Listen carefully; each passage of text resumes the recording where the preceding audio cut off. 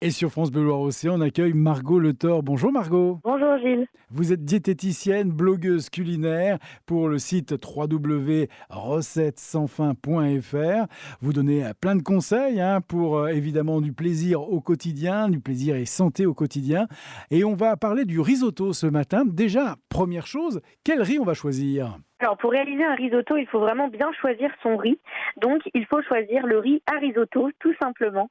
Donc vous allez aller au rayon riz et pâtes et il faut vraiment choisir celui-là pour avoir un risotto bien réussi. On ne peut pas prendre le riz qu'on utilise au quotidien pour réaliser nos petits plats ou nos salades. Il faut vraiment un riz spécifique.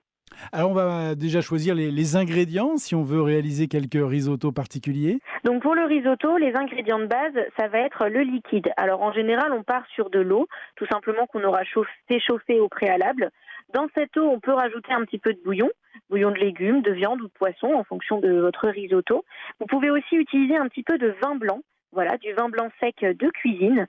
Et l'idée, c'est vraiment de mettre le riz et d'ajouter l'eau petit à petit pour que finalement le riz cuise avec pile la bonne quantité de liquide. Il y avait une technique de cuisson pour le risotto crémeux. Alors pour qu'un risotto soit bien crémeux, dans un premier temps, il faut faire chauffer un petit peu d'huile à la poêle. On va ajouter notre riz à risotto et on va le faire revenir pour qu'il soit un petit peu translucide. Quand il est translucide, on va ajouter un petit peu d'eau petit à petit et on va le faire cuire. On va laisser l'eau s'évaporer finalement jusqu'à obtenir un risotto bien crémeux. Mais on va aussi ajouter, pourquoi pas, un petit peu de viande, de poisson. On aura fait revenir nos légumes au préalable, donc des légumes coupés en petits morceaux en fonction des saisons. Et surtout, au tout dernier moment, on ajoute du parmesan et c'est ce qui va donner de l'onctuosité à notre risotto.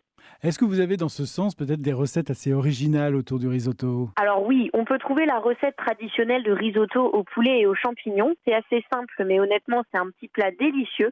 Pour changer un petit peu, moi j'ai tendance à faire des risottos au saumon et aux asperges. Donc on peut utiliser des asperges fraîches. En ce moment, c'est la saison. Quand on n'en a pas, on peut tout à fait partir sur des asperges en bocaux. Un petit risotto que j'aime beaucoup et qui ne coûte pas très cher, c'est un risotto avec des allumettes de bacon qu'on peut acheter sous vide en grande surface, des petits pois, frais surgelés ou en conserve, et des petits champignons. Donc on est sur un risotto avec des protéines, des légumes et des féculents, donc c'est bien équilibré. Et une recette qui change un petit peu, c'est un risotto avec des noix de Saint-Jacques, des petits morceaux de chorizo et des carottes coupées en tout petits morceaux. On est vraiment sur des plats qui sont colorés, très savoureux. En revanche, petite astuce, ne jamais réchauffer son risotto.